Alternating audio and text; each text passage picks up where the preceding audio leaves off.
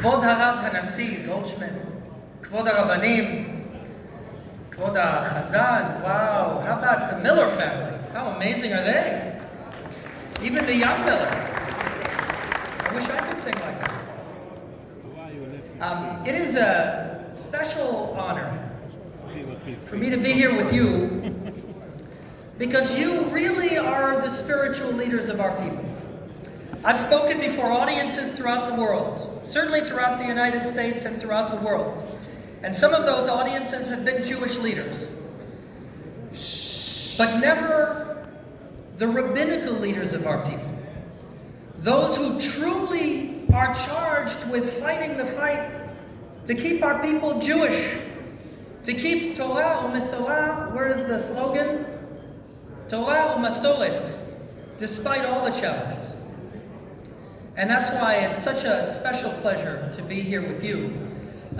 Although Rabbi Goldschmidt, can't be easy. Can't be easy.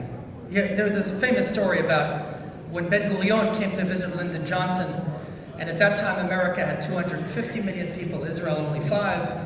And Ben-Gurion said what a difficult job it is to be leader of Israel. And Lyndon Johnson said, what are you talking about? I'm the president of 250 million people. And the prime minister said, yes, but I'm the prime minister over 5 million prime ministers.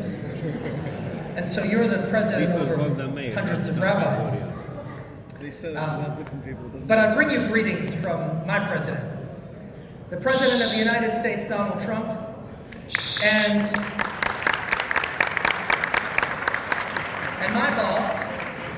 my boss, Secretary of State Mike Pompeo, who landed a few hours ago in Belgium. I had the privilege of meeting him at the airport, welcoming him to this country.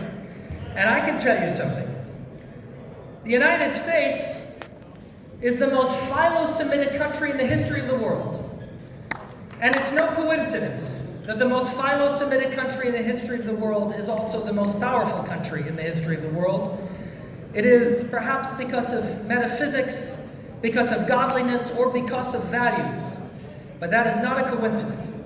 And in American history, we have never had a president of the United States and a Secretary of State that are committed in unprecedented fashion to the Jewish people, to the fight against anti-Semitism in the world, and to support of the State of Israel.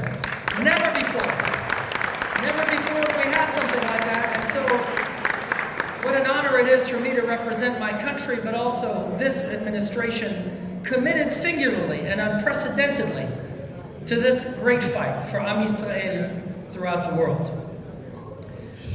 I appear before you today, and I don't have to tell you this, in a moment of crisis. Anti-Semitism is on the rise throughout the world. Even in the United States, like I said, the most philo-Semitic country ever, even in the United States, Jews have been attacked in Crown Heights. Vandalism has appeared in New York and in Los Angeles, of all places. And Jews have been murdered on Shabbatot in synagogues. In Pittsburgh, in San Diego, I represented the administration at the funeral of Lori Kay, Zichronah Livracha, in San Diego. And we throw up our hands and ask how it's possible. The college campuses in the United States are aflame with anti-Israel anti-Semitism. And then here in Europe, as you know very well, we have a confluence of sources of anti-Semitic hatred from the ultra-right supremacist, ethnic supremacist movements, to the ultra-left anti-Israel, anti-Zionist movements, to radical Islam. Movements that should hate each other far more than they hate anything else, and yet united. United in this age-old sickness of humanity, known as anti-Semitism. What President Trump so accurately calls the vile poison of anti-Semitism. A vile poison it is because it is not only about the Jews. Anti-Semitism is history's greatest barometer of human misery, and every society that has imbibed this poison has rotted to its core and produced human suffering at a level that defies description. That is the history of this hatred. And so we see the far supremacist extreme right, the far anti-Zionist left, radical Islam, and then in the midst of it all, we have these disgraceful pieces of legislation that ban shchita, that now contemplate banning Brit Milah. Well, let me tell you what this is. This is nothing other than a forced expulsion of the Jewish community from the countries that adopt such legislation. A forced expulsion. And it is intolerable. It is intolerable. And so I now am charged with fighting on behalf of the United States this ancient hatred. And I'm happy to report that we are confronting it in every capital and on every campus.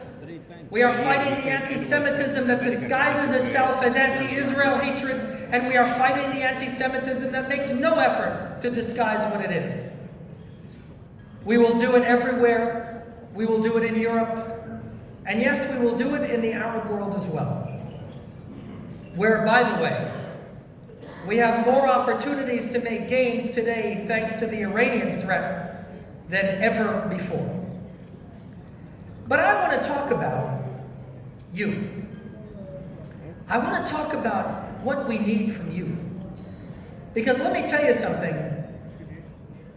I get to fight anti-Semitism and to fight it with the full weight of the United States of America. And that's not too bad. But to beat this ancient hatred, metaphysically to win this war, not even the United States acting alone can do that. To win this, we need perhaps the most elusive asset of all, and that is Jewish unity. Achdut Am Yisrael. The most elusive asset.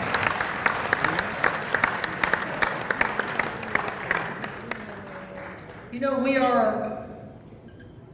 are in the middle of counting the Omer, at the midpoint, almost exactly at the midpoint. And the journey of the Omer is nothing other than a journey into unity. When we were liberated from Egypt, we were liberated physically from slavery. But it took 49 days for the Jewish people to be ready for Matan Torah at Sinai. To come together not as slaves, but as free Jews who embrace each other.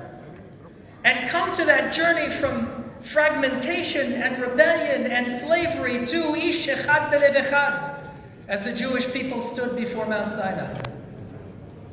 We just read in Parashat Kedoshim, just 2 days ago, the commandment, Lo tisna et achicha belevavecha. And the rabbis asked, what does that mean, Lo tisna achicha belevavecha? It's not enough to say, Lo tisna achicha. And the meaning is simply this. The Torah is saying in no uncertain terms that it is not enough to refrain from hatred of our fellows that is expressed and manifested. No. Belevavecha. Even a hatred that is not spoken, even a hatred that is not manifest, is unacceptable. Even when it is only in our heart of hearts, we are forbidden to hate our fellow. And then, just in case we didn't get the message, one pasuk later, what does it say? Ve'ahavta. That's right. Ve'ahavta le'reacha kamocha, one pasuk later. And so it is not only enough not to hate our fellows. It is not only enough not to hate our fellows silently. But ve'ahavta le'reacha kamocha, love your brother as you love yourself. My friends, I don't have to tell you this. The Jewish people are in a state of fragmentation. One of those great challenges is the fact that we are divided today. That Jew stands against Jew. How many times do we see movements against the Jewish people led by Jews? When Jews stand up against the state of Israel, or stand up against Jewish unity, or stand up against Jewish survival or Jewish interests. You are the key to this problem.